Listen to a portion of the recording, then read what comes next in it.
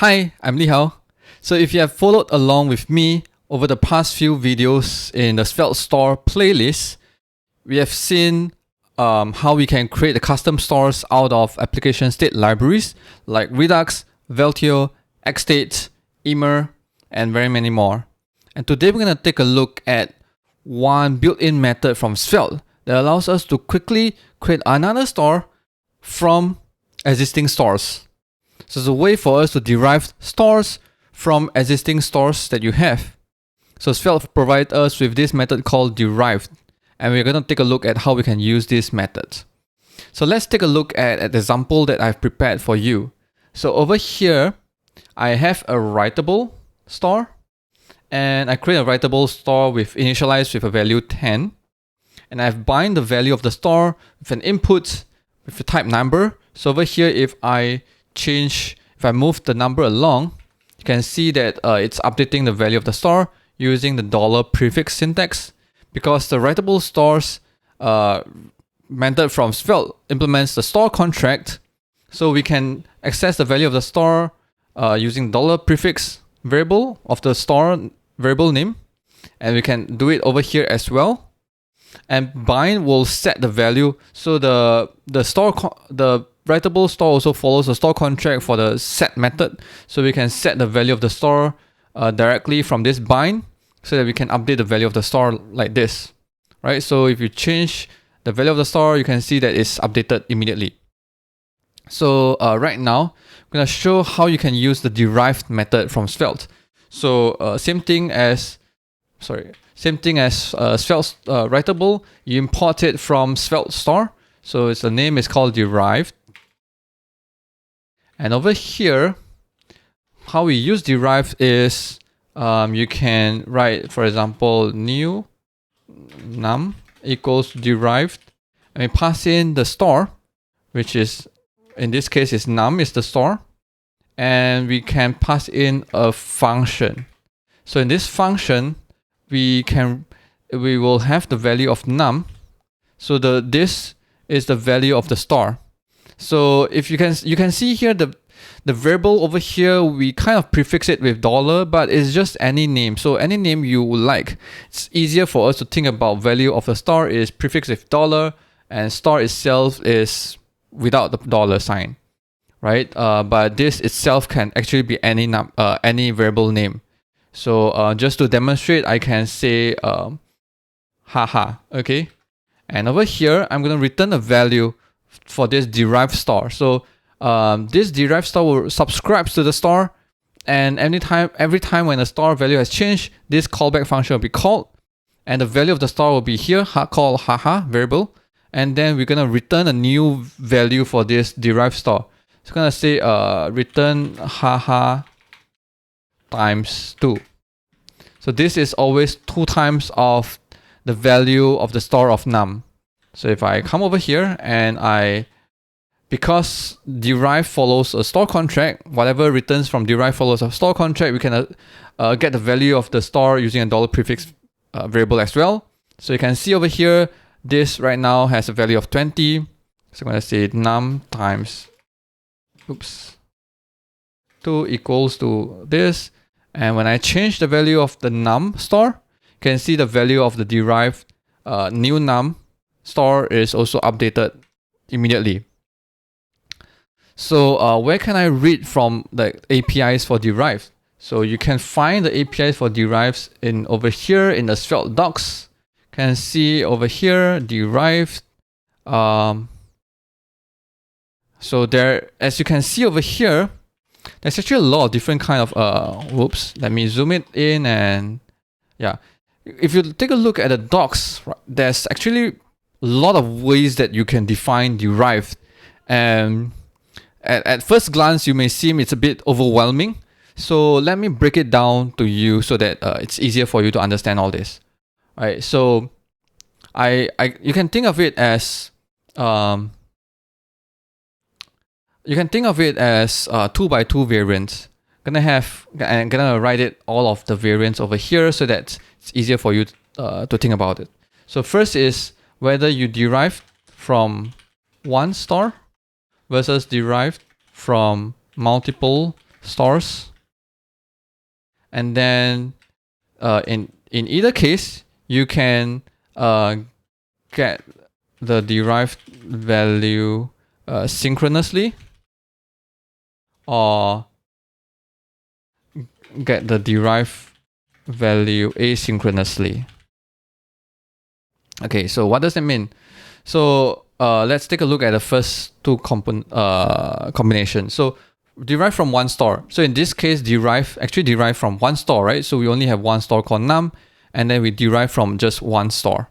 And then it says derive multiple stores, which means that actually we can derive from multiple stores.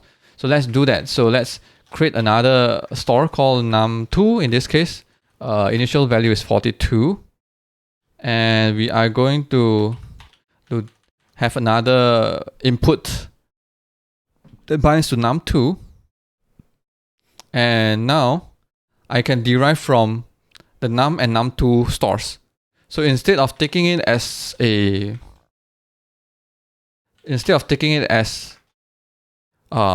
just a store, the first argument for derive can actually be an array.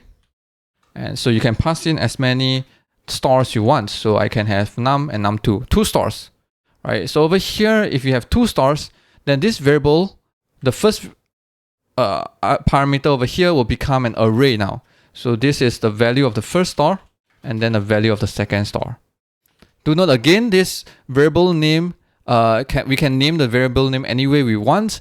This is just that a convention for us that tells us that this is the value of the store instead of the store variable itself, right? So right now I'm gonna say this new value, the derived value for new num2 would be num times num2.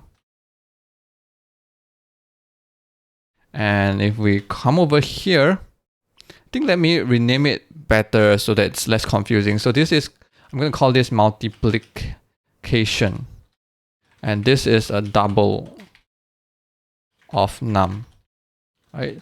So double of num, I'm going to come over here, and multiplication, let's come over here and let me have another div.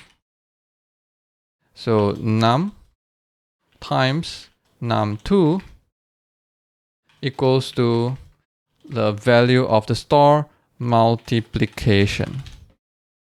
As you can see here, whenever I change this value of store, this derived store value will get updated immediately, right? I change this, the second store value also get updated immediately, right? So you can derive from one store or you can derive from multiple stores.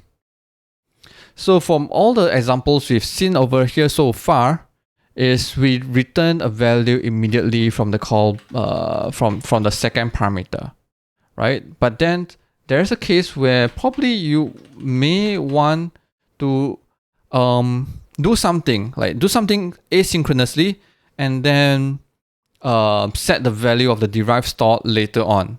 For example, over here I'm gonna have this call this new store called delayed num.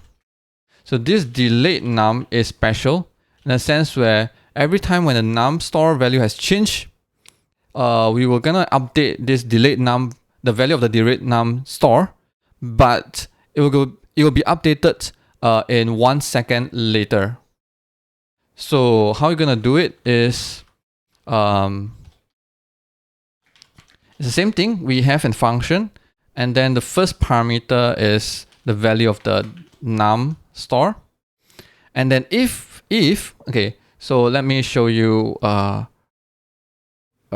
by the we want to have like the value of the delayed num to be set as the same value of the num store but only delayed 1 second, right?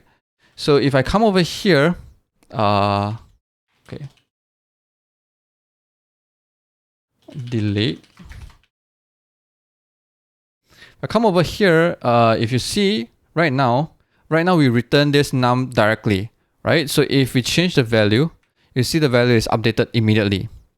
But if we now start to take in a second parameter, you see that this becomes undefined immediately. Why? When you pass in a parameter called set right now, this derived function is assumed to be asynchronous. And when it assumes to be asynchronous, it no longer look at what is being returned from this function anymore. Right? This is important, right? So once you take in a second parameter, it no longer takes into account of what returns from this function as the value of the store. No longer, right? So now the value of this derived store is still undefined. And if you want to have an initial value, you can take it over here as a third parameter. So I'm gonna say not set, and you can see this is the initial value, right? Whatever returned here is not the value of the derived store when you take in a second parameter. If we remove this, then you can see that immediately this is synchronous, and then we just take whatever from here as the value of the derived store. If you take in a second parameter, set, this is asynchronous. Whatever returned is not the value of the derived store. And what is the derived store? The initial value will be this, the third parameter for the derived function, a derived method. And if you want to set the value of store, you have to call the set. So here if I call set, again, now the initial value is not set, but then we call set immediately.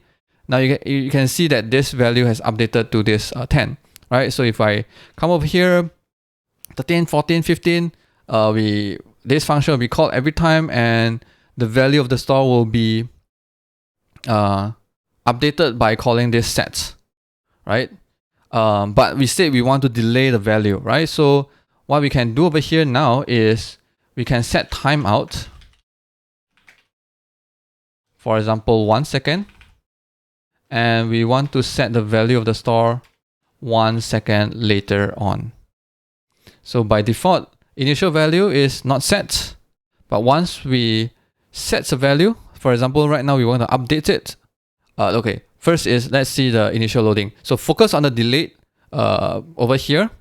Once we refresh, the initial value is not set, and then 1 second later it turns into the value over here where we call set. And whenever we update, the value gets updated 1 second later, right? And remember that whenever we say we want to use set timeout, we need to remember to clear the timeout. Because what if no one is subscribing to this store anymore, or the whole component is being unmounted? You wouldn't want this timeout to still be triggered and then call the set for nothing, right? No one is listening anymore. So here is the thing. Once you add the set parameter, whatever it returns, if it's a function, it should be the cleanup function. So this is kind of similar with if you have seen previously how we a subscribe method where you return in the subscribe method of following the store contract, whatever you return is the unsubscribe, it's the cleanup. So we're going to do the same thing over here. So I say clear, this is a timeout ID, and I return a function called clear timeout ID. So this is synchronous. This is asynchronously. So I'm gonna to demonstrate that this is actually being called, I'm gonna console out over here. Hi. Alright. The reason is if we're gonna update this value of the store very fast, then most likely is that before the set timeout is being triggered, it's gonna be cleanup, and then we have a new set timeout later on. Right? So if I change this very fast, you see that instead of going from 10, 11, 12, 13, change to 13 immediately. So right now I'm gonna go from 13 to 10.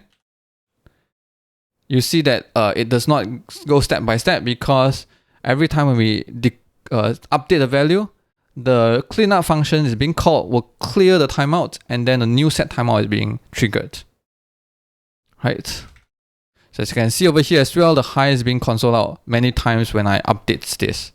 So this is a good way for you to clean up the timeout because it's no longer in use, and so that you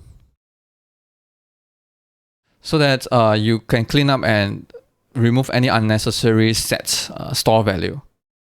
So I've said that this is a 2 by 2 matrix. That means is that you can derive from multiple stores asynchronously as well, right? So in these two examples, we derive from single store synchronously, derive from multiple stores synchronously.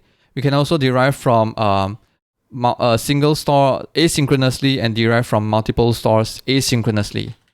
So over here, I'm going to create another delayed multiplication. And over here, I'm going to copy this too. And now since we are passing an array, this will be an array of 2 value, num2.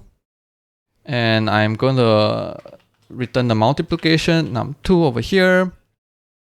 So we're going to look at the value, delete.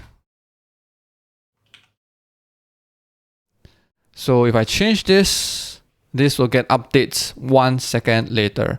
I change this as well, this will go updates as well, but 1 second later.